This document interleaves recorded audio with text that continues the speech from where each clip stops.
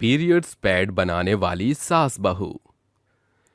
पूर्वा ने हाल ही में अपनी गांव की एक लड़की को पीरियड से ग्रस्त परेशान होते हुए देखा, तो वो इसका सुझाव निकालना चाहती थी, क्योंकि वो शहर की पढ़ी लिखी गांव की बहू बनने का फैसला करती है और गांव के हालात देखकर भी गांव में रहने का फैसला करती है और अपनी सास सरोज से कहती है, माँ जी, मैं आपसे इस बारे में पहले भी बात कर चुकी हूँ। आप मान क्यों नहीं जाती हैं कि हमें इस गांव की लड़कियों के लिए कुछ करना चाहिए। आपको पता है, मानसिक धर्म से बीमारियां भी हो सकती हैं। यदि कोई औरत अपने आप को साफ सुथरा ना रखे, उससे बचने के लिए अब रुई के पैड्स आ गए हैं।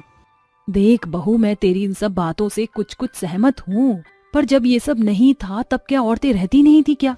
फिर अब ये अंग्रेजी चीज क्यों बनानी? और तू देवी मैया बनकर इस गाँव का उद्धार क्यों करना चाहती है? उसके बिना भी लोग रह रहे हैं ना। माँ जी, आप समझती क्यों नहीं है कि औरतों को इससे खतरनाक बीमारियां भी हो सकती हैं। कैंसर की तरह जमाना बदल रहा है। आखिर औरतें कब तक वही कपड़ा बार बार धोकर यूज करेंगी? आप हाँ करेंगी तभी मैं औरतों के लिए पैड्स बना पाऊंगी। उसके बाद बस हमें लोगों को जागरूक करना है। अगर माँ जी आप ही मेरा साथ नहीं देंगी तो गाँव के लोगों का सामना कैसे करूंगी मैं? अरे सास बहू में कौन सा महायुद्ध जुड़ा हुआ है? विवेक जी, ऐसा कुछ नहीं है, बस माँ जी से बात कर रही थी। आप भी तो मेरे साथ शहर में रहे हैं, आप तो सारी परिस्थिति जानते हैं ना, लड़कियों को कितना सामना करना पड़ता है इन चीजों का। हाँ माँ, पूर्वा सही कह रही है। अब तू तो इसका पति है, बोलेगा ही बोलेगा। नहीं माँ, मैं इसलिए नहीं बोल रहा हूँ, बल्कि इसलिए कि मैंने 15-16 साल की लड़कियों को परेशान होते हुए देखा है। पता है माँ, लड़कियां ठीक से काम नहीं कर पाती, उनका ध्यान सिर्फ एक ही जगह रहता है और कपड़े खराब होने पर लोग उनका मजाक उड़ाते हैं। बस बहुत हुआ, एक पागल कम थी कि अब तू भी ऐसे ही बोल रहा है। अरे बाहर वाले लोग मुझे क्या बोलेंगे, उसकी तुम्हें परवाह ही नहीं है। अगर बहू तूने अब मुझसे कुछ बोला तो मैं तुझे घर से बाहर निकाल दूंगी। ये कहकर सरोज अपने कमरे में चली जाती है। क्या सरोज बहू बेटे की बात से सहमत हो पाएगी या अपने गुस्से में सरोज पूर्वा को घर से बाहर निकाल देगी? क्या इन सब के बाद सास बहू एकजुट होकर गांव की औरतों के लिए पीरियड्स रोकने का पैड बना पाएंगी? जानने के लिए कहानी में आगे बढ़ते हैं। 3 दिन बाद सरोज पूर्वा से बात करने के लिए उसके कमरे में आती है और कहती है, बहू, मैंने तेरी बात को बहुत सोचा, इसलिए मैं तेरे साथ हूँ। बता मुझे क्या करना होगा? सच माँ जी, मुझे तो विश्वास ही नहीं हो रहा है, पर आपका विचार कैसे बदला? वह हुआ यूं कि जब मैं बाजार गई तो एक लड़की के कपड़े पर दाग लगा था। उस लड़की को पता भी नहीं चला, और जब मैंने उसका पीछा किया, जो तूने कहा वही हुआ। उसे कमरे में बंद कर दिया गया, हर चीज की पाबंदी लगा दी गई। काव्या, अब तू इसी कमरे में रहेगी और यहाँ से बाहर नहीं जाएगी। अचार की चीजों को नहीं छुएगी और इस कपड़े को बार बार धोकर प्रयोग कर। पर माँ, ये तो गंदा हो जाता है, इसे बार बार क्यों साफ करना? और ये मासिक धर्म क्या होता है? ज्यादा सवाल जवाब मत कर, ये तुझे अब हर महीने होगा, तो ध्यान रख तेरे साथ अब यही होगा और सावधानी तुझे ही बरतनी है। सुलेखा अपनी बेटी काव्या को 5 दिन के लिए कमरे में बंद कर देती है। तभी रोते हुए काव्या कहती है, अरे माँ, आप इसकी वजह से मेरे साथ ऐसा क्यों कर रही हो? कुछ तो बताओ मुझे, ऐसे बंद मत करो। मैं इतने दिन नहीं रह पाऊंगी अंदर, मुझे बाहर आना है, मुझे दर्द हो रहा है माँ, मुझे आपके पास आना है। तब मेरी आंखें खुली बहू, मुझे एहसास हुआ कि तेरी बातों में दम है। काफी लोग, काफी बच्चे मासिक धर्म के बारे में नहीं जानते, ना उनकी माँ उन्हें कुछ बताती है। अगर हम सास बहू मिलकर पूरे गांव को इस बात के लिए जागरूक करें और पैड प्रयोग करने के लिए भी मनाएं, तो गांव की महिलाओं का जीवन आसान हो जाएगा। शुक्रिया माँ जी, मेरा साथ देने के लिए। अब बस आपको मेरे साथ वो पैड तैयार करवाने हैं। जब वह बन जाएगा तो उसे लेकर हम हर घर जाएंगे। ठीक है बहू। अगले दिन ही सास बहू बहुत सारी रुई के साथ नरम पैड को हाथ से बनाकर तैयार कर लेती हैं।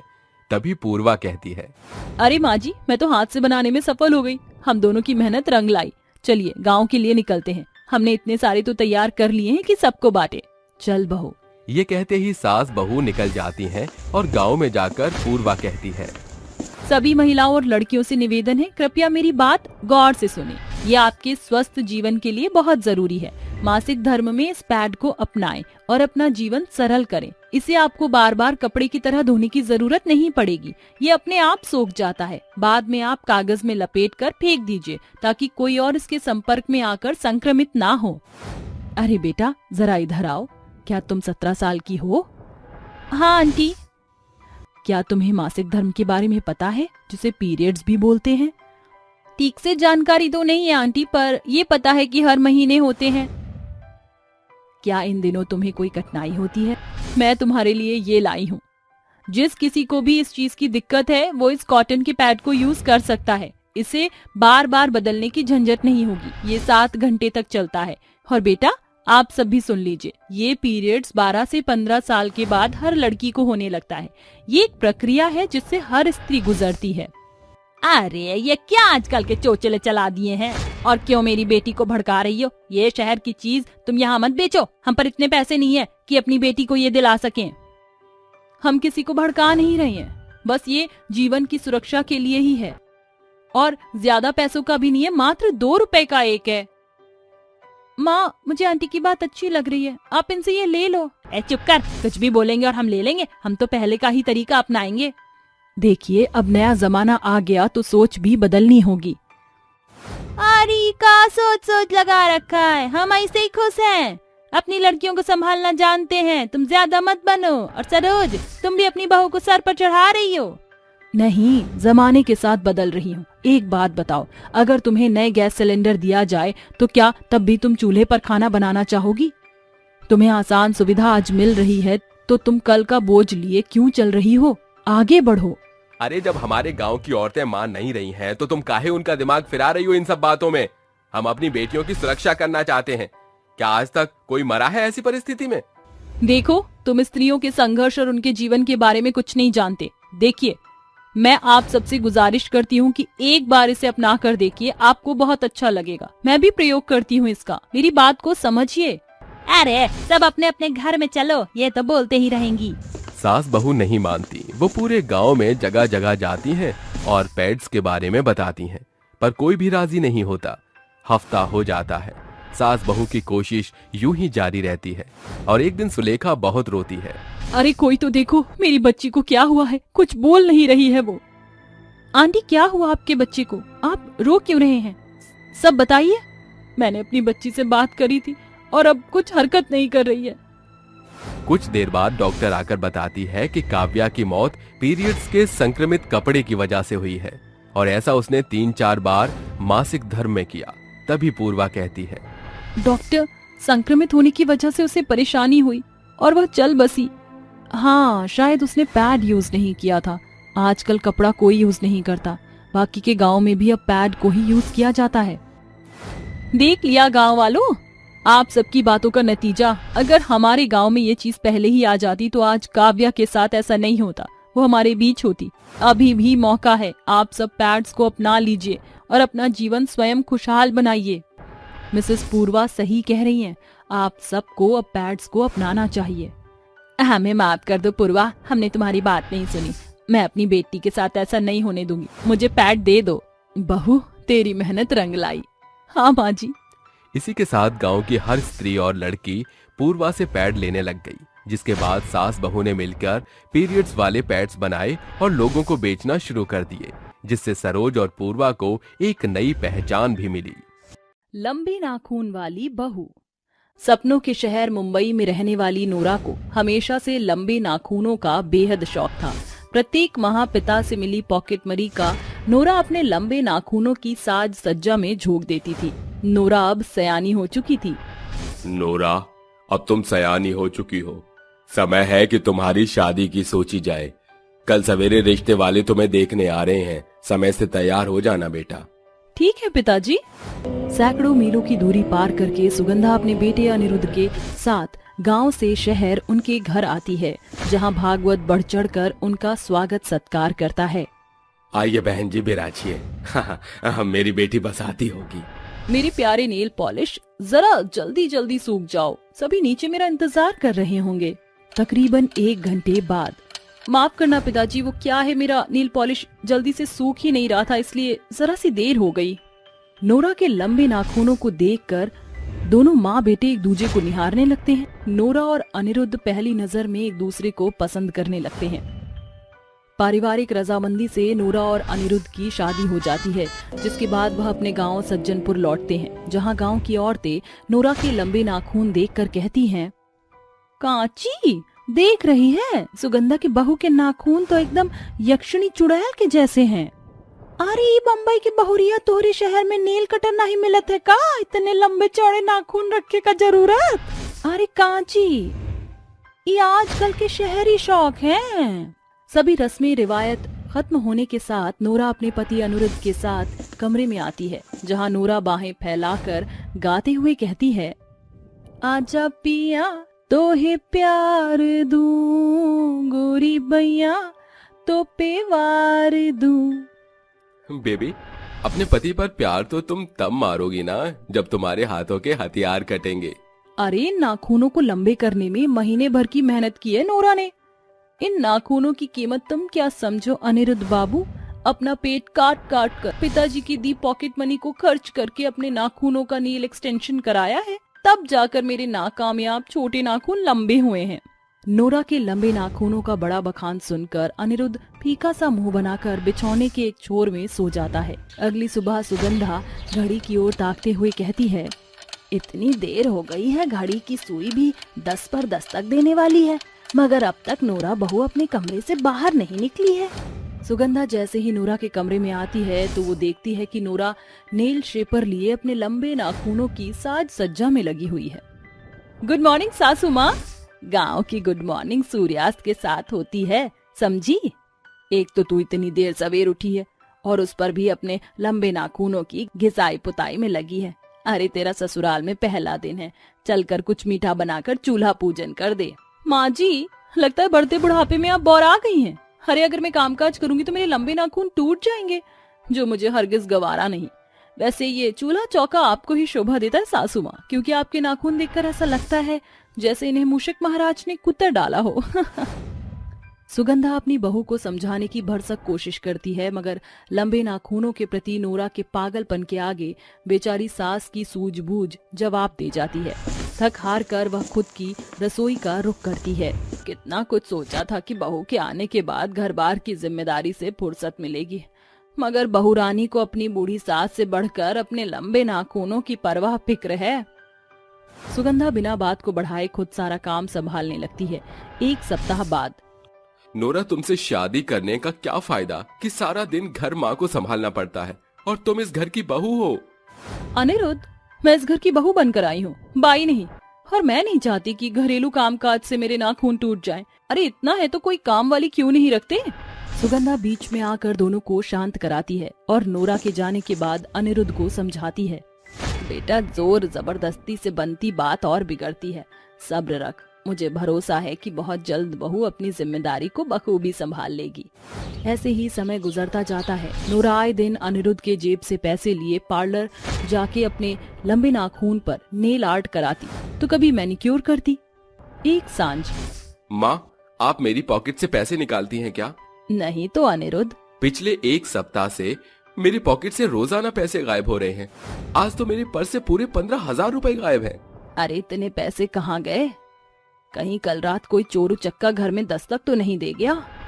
तभी एकाएक नोरा आकर कहती है, ये देखिए सासू माँ, मैंने नया नेल आर्ट कराया है सिर्फ 5,000 रुपए के सस्ते शुल्क में, और बाकी पैसे से मैंने अपने लंबे नाखूनों के लिए एक्सपेंसिव नए नेल पॉलिश, थिनर, नया नेल शेपर और नाखूनों की शाइनिंग के लिए नेल सीरम भी लिया है।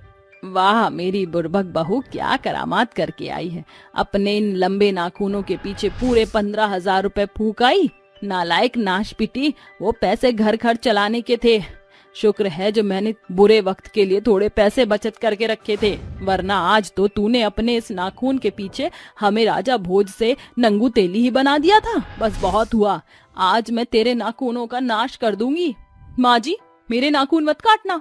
ठीक है, नहीं काटूंगी तेरे यक्षिणी चुड़ैल वाले नाखून, मगर मेरी एक शर्त है, आज से तू आदर्श बहू बनकर घर का काम काज करना होगा तुझे।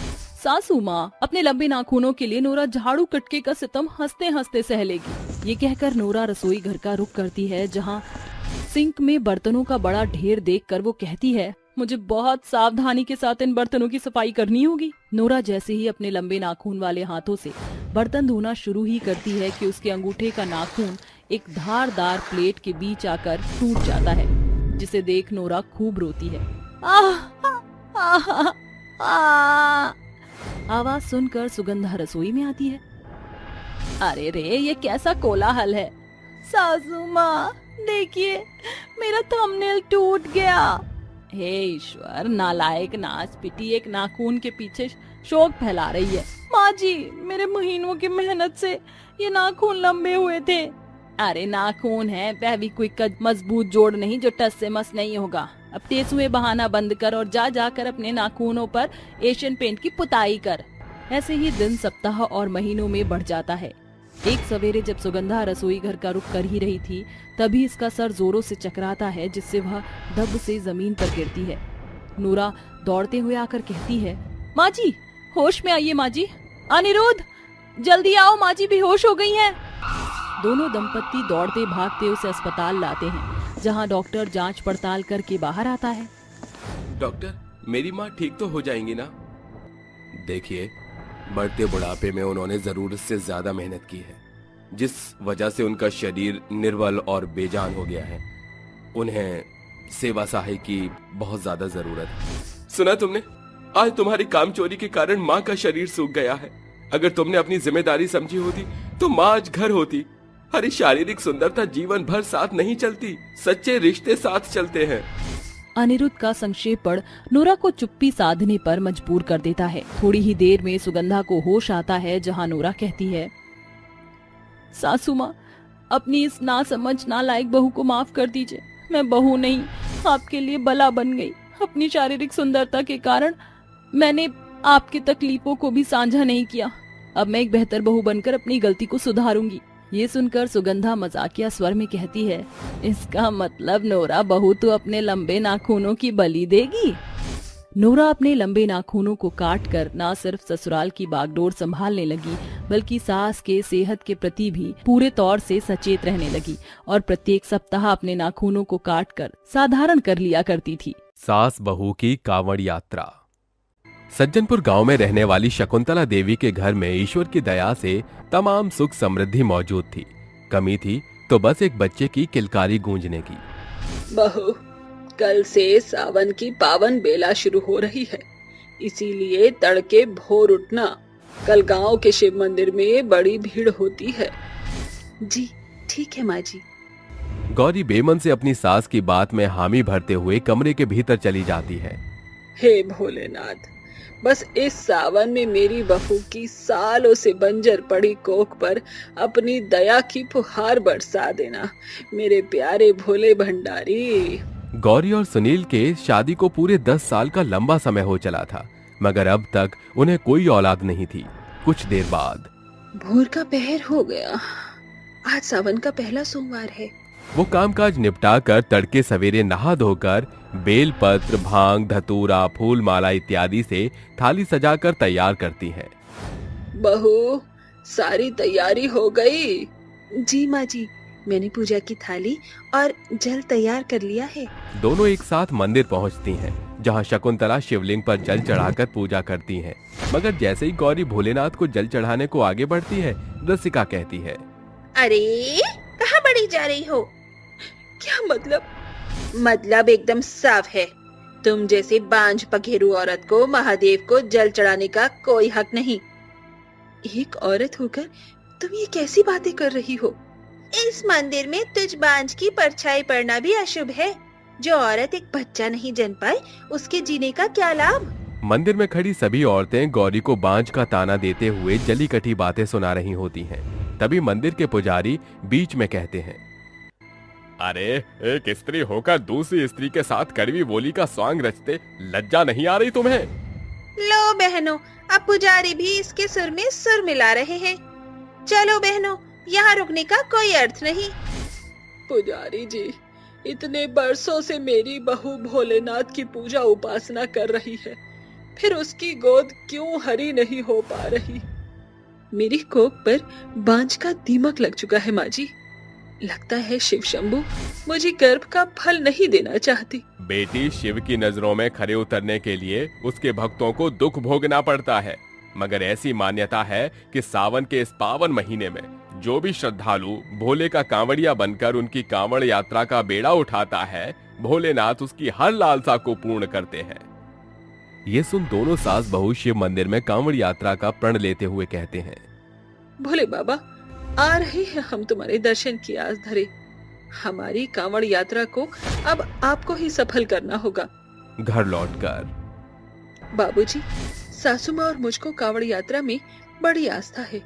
हम भोले के दरबार कांवड़ लेकर जाना चाहती हैं। बहू, कांवड़ की यात्रा अंगारों पर चलने जैसा है। उतने कोस की दूरी तुम्हें पैदल पार करनी होगी बेटा। इस घर में किलकारियां गूंजने की खातिर मुझे चाहे जो अग्नि परीक्षा पार करनी पड़े, मैं करूंगी। इस कठिन राह में हम सास बहू एक दूसरे की ढाल बनकर अड़े और खड़े रहेंगे। गजोधर उनकी कांवड़ उठाने की जिद के आगे घुटने टेक देता है। दोनों सास बहू श्रद्धा से कांवड़ की पगडंडियों और कलश को बेलपत्र और फूल पत्तियों से सजा देते हैं। लीजिए माँ जी, हम दोनों का कांवड़ पूरी तरह से तैयार हो चुका है। बहू, कांवड़ यात्रा के दौरान गेरुआ वस्त्र की अनोखी मान्यता है, इसीलिए ये साड़ी पहन लेना। सास बहू भोले के रंग में रंगकर कांवड़ उठाई यात्रा की ओर बढ़ते हैं। जय भोले, जय भोले, चल कांवड़िया शिव के धाम। दोनों कांवड़ उठाए भोले की जय जयकार लगाए पैदल पार पथ के रास्ते हरिद्वार की ओर बढ़ते हैं। 1 2 3 4 कांवड़िया की जय जयकार। 1 2 3 4 कांवड़िया की जय जयकार।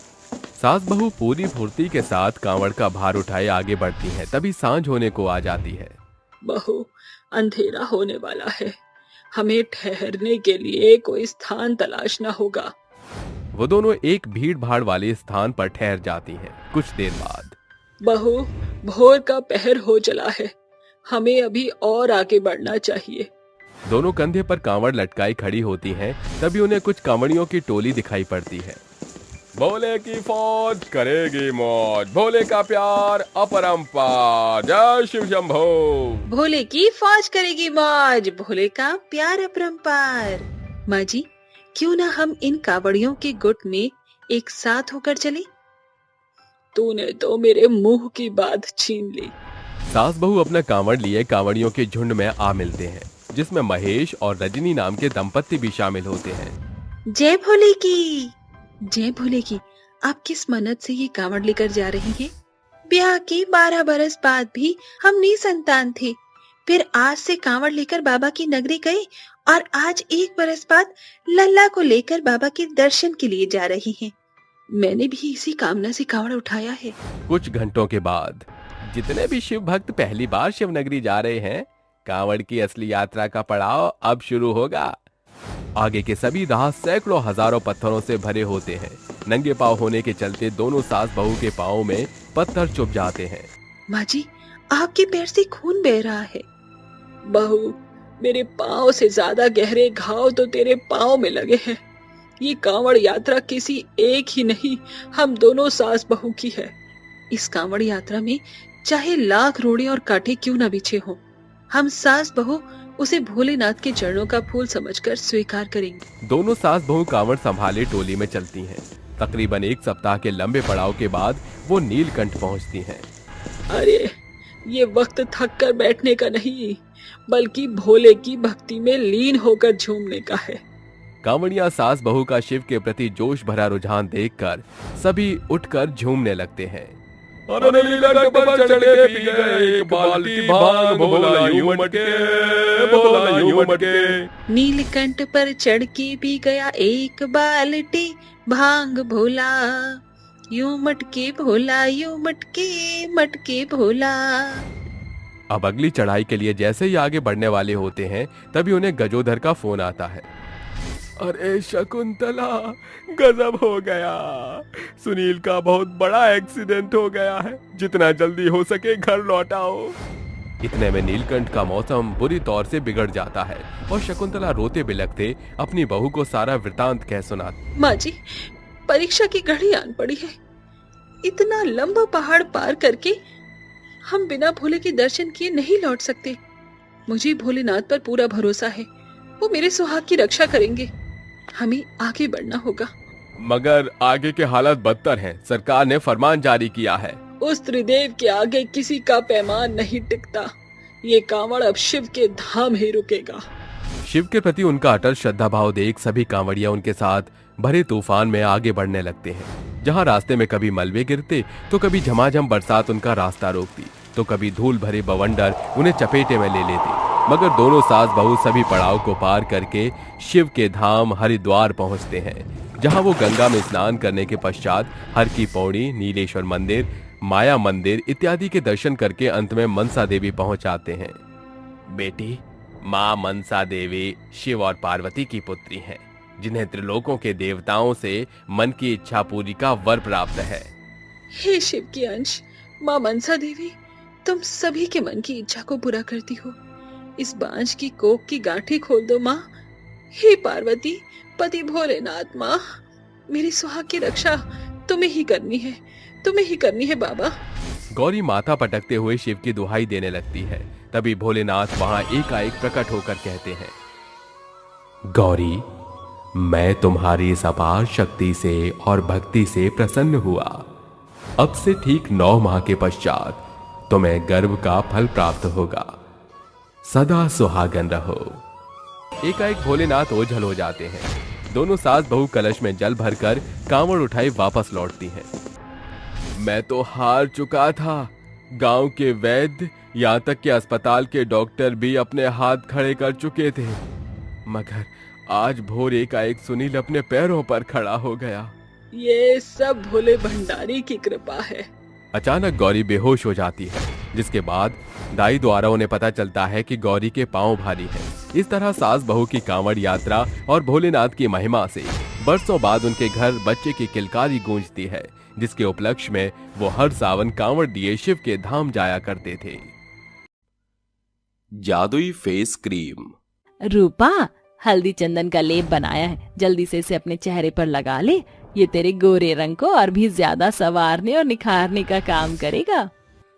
माँ, मुझे इस हल्दी और चंदन के लेप की जरा भी जरूरत नहीं है। मेरा चेहरा तो पहले ही इतना गोरा चिट्टा है। इसे इस काली कमली सावरी को दे दो। बिल्कुल नहीं, ये लेप इस काली कलमुही के लिए जरा भी नहीं है। इसका जाने कैसा काला कोड़ इसके शरीर पर सराबोर है। चाची, माना कि मैं बदसूरत हूँ, मगर हूँ तो इंसानी। अब भगवान ने मुझे सांवला बनाकर भेजा है, तो इसमें मेरा क्या दोष।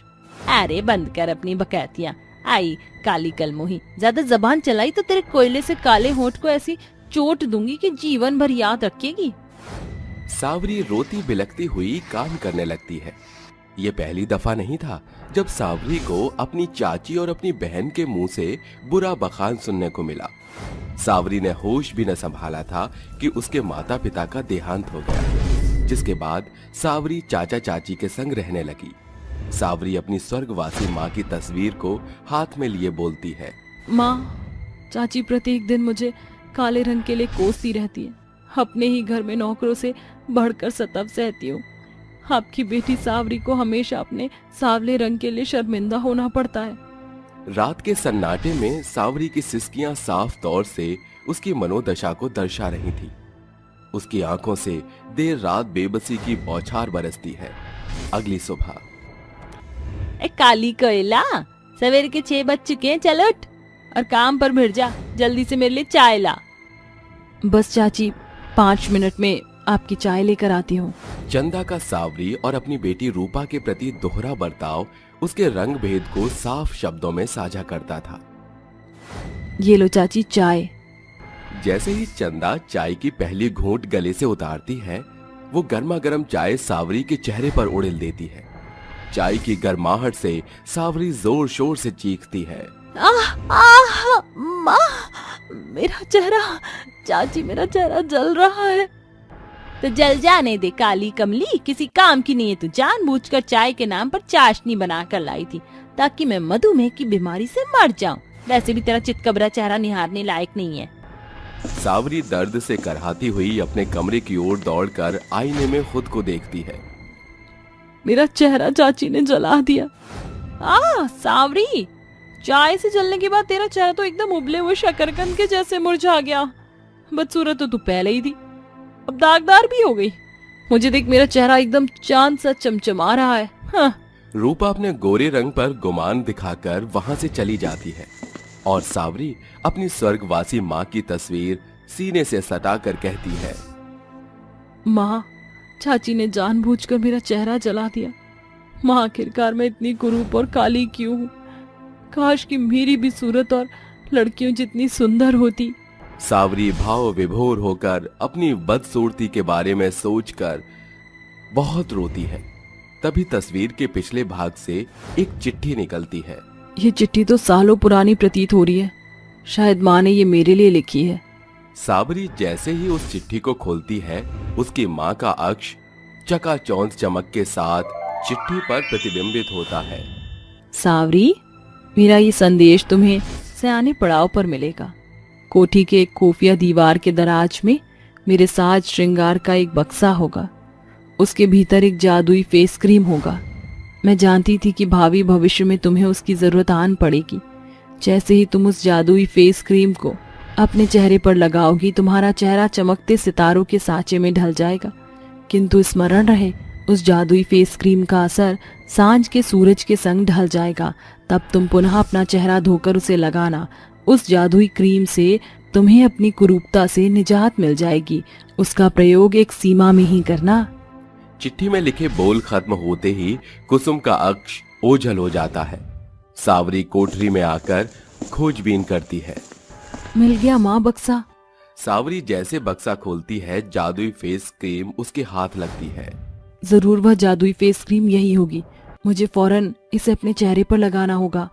सावरी शीशे के सामने खड़ी होकर जैसे ही जादुई फेस क्रीम को अपने चेहरे पर लगाती है, एक चकाचौंध चमक उसे सिर से पांव तक सराबोर कर देती है और सावरी खुद को देख स्तब्ध रह जाती है।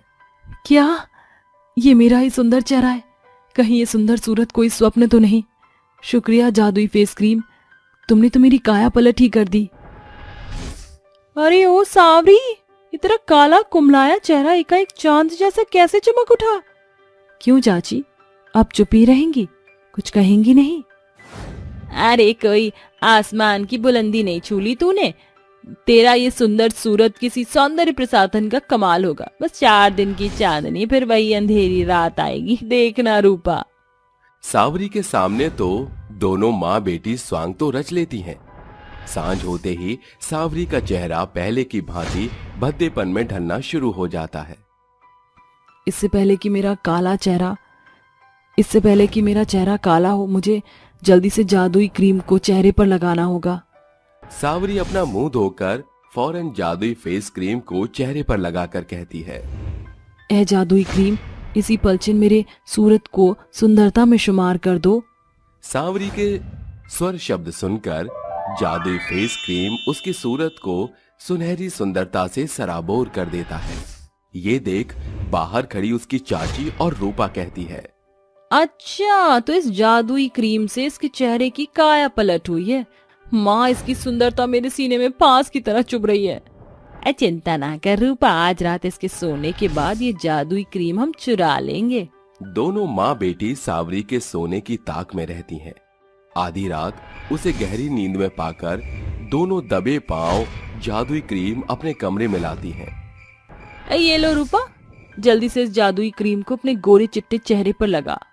रूपा जल्दी से जादुई फेस क्रीम को अपने चेहरे पर लगाकर शीशे में निहारती हुई कहती है, ए जादुई फेस क्रीम, जल्दी से मेरा चेहरा सावरी के सूरत से भी सुंदर कर दे। माँ, ये जादुई क्रीम अपना कौतुक करतब क्यों नहीं दिखा रही है? सब्र रख रूपा, इतनी आतुरता भली नहीं। एकाएक रूपा का रूप सर से पांव तक काले भद्दे रूप में सराबोर हो जाता है। माँ देखो, जादुई क्रीम ने मेरे सुंदर चेहरे को काला कर दिया। अब मैं क्या करूँ? अरे तू पहले इतनी गोरी चिट्टी थी, देखना ये जादुई क्रीम चंदा के रूप को कैसे चमकाती है। अपने सुंदर रूप का स्वार्थ साधने के लिए चंदा भी जादुई क्रीम को अपने चेहरे पर लगाती है। चंदा भी सिर से लेकर पांव तक काली हो जाती है। हाय री अम्मा, इस जादुई क्रीम ने तो मेरा भी चेहरा चितकबरा कर दिया। अरे ये कैसी क्रीम है? चंदा के चीखने की आवाज सुनकर सावरी वहां आती है। क्या हुआ चाची, आप इतनी रात को चीख क्यों नहीं है? अरे सावरी देख, तेरी चाची के चेहरे की क्या दशा हो गई। तेरे जैसा रूप पाने की होड़ में हम दोनों ने छिपकर ये जादुई क्रीम लगाई। हमारा चेहरा संवारने निखरने की बजाय बतौर बदसूरत में बदल कर कुछ कर बिटिया।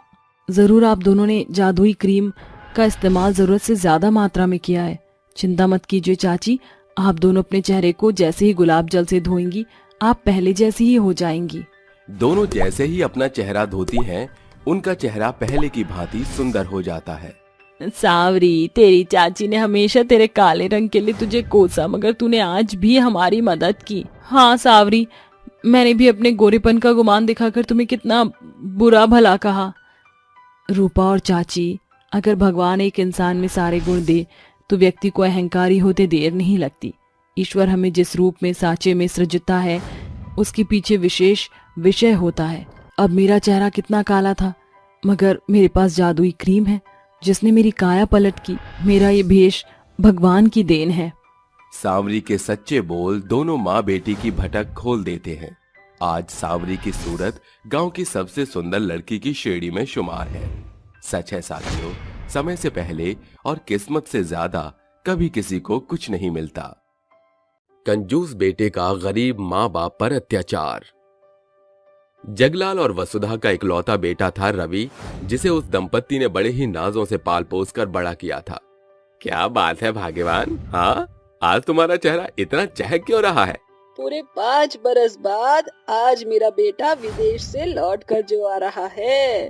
उसी पल एक लंबी चौड़ी गाड़ी उनके घर की चौखट पर आकर रुकती है। लगता है रवि आ गया। दीनू भैया, जल्दी से आरती की थाल लेकर बाहर आइए। जी भाजाई, अब ही लावत है। एक लंबे अरसे बाद रवि को देखकर वसुधा की आंखों से खुशी के झरने फूट पड़ते हैं और जगलाल कहता है, अरे रे भगवान, तब से एक टक निहारे जा रही हो, बस भी करो। मुद्दतों बाद देख रही हूँ अपने लाल की सूरत। इसकी छवि मेरी आंखों में समा रही है। उम्र भर भी निहारती रही तो भी मेरी आंखें नहीं दुखेंगी। आपकी आंखें भले ना दुखें, मेरे पांव तो दुख रहे हैं। अगर ये फैमिली ड्रामा खत्म हो गया हो तो अंदर चलें। रवि की रूखी बोली जगलाल के मन में कई बड़े सवाल खड़े कर देती है। कौन सी गहरी चिंता में डूबे हुए हैं? याद है ना, कल हमारे रवि का 25वां जन्मदिन है। हमने तय किया था कि उपहार में हम रवि को ये सारा घर-बार, जमीन जायदाद सौंप देंगे। रवि का बदला आचरण देखकर मुझे ऐसा लगा जैसे ये वो रवि रहा ही नहीं जिसको हमने 5 बरस पहले यहाँ से विदेश पढ़ने को भेजा था। दरवाजे पर खड़ा रवि उनकी बातें सुनकर खुद से कहता है, कहीं माँ बाबूजी के सामने मेरा भांडा तो नहीं फूट गया कि मैं विदेश पढ़ने नहीं बल्कि मौज मस्ती करने गया था। अगली शाम जन्मदिन के अवसर पर सभी लोग उनकी खुशियों में शरीक होने आते हैं, जहां रवि के माँ पापा कहते हैं, रवि ये ले तेरे माँ बाबूजी की ओर से जन्मदिन का तोहफा। बेटा, आज से हमारी सारी जमीन जायदाद, रुपया पैसा, फंड सब कुछ हमने तेरे नाम कर दिया। वसुधा और जगलाल को रवि के हाथों सब कुछ सौंप अभी एक रात ही गुजरी थी, जिसके साथ रवि के तेवर एकदम बदल जाते हैं। अगले दिन, अरे भौजाई, भाजी तरकारी नहीं है, पैसे दे देते तो जाकर बाजार से मऊ ले आते। दीनू भैया, आज से इस घर का नया मालिक हमारा बेटा रवि है। उसी पल रवि अमीरी का रुतबा झाड़ते हुए सोफे पर पैर पसारे बैठ जाता है। अरे रवि बेटा, भाजी तरकारी का दाम दे दो। पहली दफा में रवि दीनू की बात को नजरअंदाज कर देता है, मगर दूसरी दफा बात को दोहराता देख रवि गुस्से से उसे झड़पते हुए कहता है, 2 कौड़ी के नौकर पिछले 5 मिनट से मेरे सिर पर चढ़े बैठा है। मैंने कहा तुम सभी का बीड़ा उठा रखा है जो नोट खर्च करूं? हाँ? बेटे का कट्टर रुझान देखकर जगलाल और वसुधा की आस टूटकर चूर होती दिखाई पड़ रही थी। रवि बेटा, ये क्या लहजा है बड़ों से बात करने का?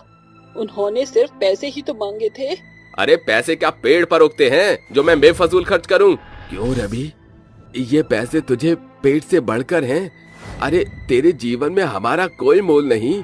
दुनिया में सिर्फ 3 चीजों का मोल है, पैसा, पावर, पोजीशन। तुम गरीब अब मेरे किसी काम के नहीं। कंजूस बेटा अपने गरीब माँ बाप के आगे अमीरी का रौब झाड़कर घूमने चल देता है, जिसे देख वसुधा स्तब्ध रह जाती है। बिना अपने बारे में सोचे जिस बेटे पर सब कुछ न्योछावर कर दिया, आज उसकी बोली से इतने बेबस बेसहाय महसूस हो रहा है। ये कलयुग का दौर है वसुधा, ये कोई शमन कुमार नहीं जो गरीब बूढ़े माँ बाप का भार उठाना चाहता है।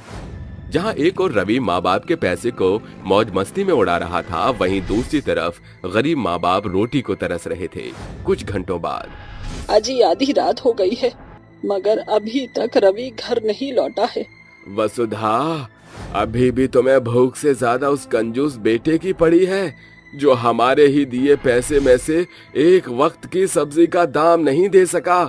पूत कपूत भले हो जाए, मगर माता कुमाता नहीं होती। अचानक नशे में धुत रवि घर लौट कर आता है। रवि, तूने शराब पी है? ये सुनकर कंजूस बेटा कसाई का रूप धरकर वसुधा को दूर झटकते हुए उस पे चीख पड़ता है। तेरी ये औकात, घर के मालिक से सवाल पूछती है? वसुधा के सर से खून का बहाव देख जगलाल घबराते हुए कहता है, अरे किसने कहा था तुम्हें उस पियक्कड़ के मुंह लगने को? रुपए और रुतबे में रिश्ते नाते भूल बैठा है वो। अगली सुबह, बेटा जल्दी से मुझे 1000 रुपए दे दे। कल रात नशे में तेरे हाथों तेरी माँ के सिर पर गहरी चोट आई है। अगर सही तौर से इलाज नहीं हुआ तो चोट गहरी जख्म बन जाएगी बेटा। बढ़ा दिया खर्चा? अरे किसने कहा था तुम्हारी धर्मपत्नी को मुझे भाषण देने को? हाँ, मेरे पल्ले एक फूटी कौड़ी नहीं। आजकल गरीबों के लिए सैकड़ों खैराती अस्पताल हैं, वहां जाकर इलाज करवाओ। गुजरते वक्त के साथ रवि की कंजूसियां और ज्यादा बढ़ रही थी।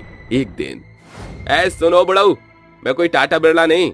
हाँ, मेरे पास इतने पैसे बचे हैं कि मैं इस घर में नौकर रखकर पगार दूं। आज से इस घर का कामकाज मेरे पूजनीय माँ बाप निपटाएंगे। रवि अपनी कंजूसी के चलते दीनों को घर से निकाल बाहर कर देता है। मेरे पूजनीय पिताजी, जल्दी से यहाँ आओ। क्या बात है बेटा, तूने मुझे पुकारा? जरा जल्दी से मेरे जूते पॉलिश कर दो। गरीब बाप चुप्पी साध कर जमीन पर बैठकर बेटे के जूते पॉलिश करने लगता है। तभी वहां वसुधा आकर कहती है, अरे ये क्या, जिस पिता के पांव छूने चाहिए तुझे, उनसे तू जूते पॉलिश करा रहा है? मैंने तुम्हें मुफ्त की रोटी तोड़ने के लिए घर में नहीं रखा है। मोची के यहाँ जूता पॉलिश की कीमत 50 रुपए हो गई है। फोकट के पैसे बहने से क्या फायदा, जब घर में ही मोची और मजदूर दोनों मुफ्त में मिल जाए। हाँ, ऐसे ही कुछ दिन और बीत जाते हैं। एक दिन की बात है, रवि के 2 दोस्त घर आकर कहते हैं, अरे रवि, ये फटेहाल गरीब कौन है? अरे कुछ ऐसा समझ ले, ये दोनों यहाँ बंधुआ मजदूरी करते हैं। चल यार, नौकर हैं दोनों। बेटे के मुंह से ये सुनकर उस बाप का सर जैसे जमीन में गड़ने को हो रहा था। रवि अपने दोस्तों के साथ पार्टी में मशरूफ था। वहीं गरीब माँ बाप एक कोने में पड़े सिसक रहे थे। कितनी आस लगाई थी हमने इस पर, मगर आज हम माँ बाप बेटे पर बोझ बन गए हैं। अब शायद हमारा दाना पानी इस घर से उठ चुका है। जैसे ही दोनों घर से जाने लगते हैं, अचानक रवि जमीन पर गिरता है, जिसे देख उसके दोस्त अपना पल्ला छुड़ाकर भाग जाते हैं। वसुधा रोते हुए कहती है, रवि, हे भगवान, मेरे लाल को क्या हो गया? रवि, उठ जा बेटा। दोनों फौरन उसे अस्पताल ले जाते हैं, जहां जांच पड़ताल करके डॉक्टर कहता है, अत्यधिक शराब के सेवन की वजह से आपके बेटे की दोनों किडनी जवाब दे चुकी हैं। फौरन ऑपरेशन करना होगा। ऑपरेशन के बाद ओबी नेगेटिव ब्लड भी चाहिए। मेरा खून ओबी नेगेटिव है। मेरे खून का एक एक कतरा ले लीजिए, मगर मेरे बेटे की जान बचा लीजिए। थोड़ी ही देर में ऑपरेशन शुरू होता है और तकरीबन 24 घंटों बाद रवि होश में आता है। डॉक्टर, मुझे क्या हुआ था? शराब आपकी किडनी की खातिर तेजाब बन चुकी थी भाई साहब, समझे? जब आप यहाँ आए थे तो आपकी कहानी लगभग खत्म हो चुकी थी, मगर आपके पिता ने अपनी किडनी और आपकी माँ ने अपना खून देकर आपकी जान को बचाया है। आप बहुत धनी हैं जो आपके पास ऐसे माता पिता हैं। ये सुन रवि आंसू बहाते हुए बिस्तर से उठकर अपने पिता के पास और माता के पास जाता है और वहां आकर कहता है, माँ, बाबूजी, मेरे अपराधों की कोई माफी नहीं। मैंने दोनों पर कहर ढाने में कोई असर नहीं छोड़ी, मगर आप दोनों के दिए इस नए जीवन से मैं किसी भूल को नहीं दोहराऊंगा।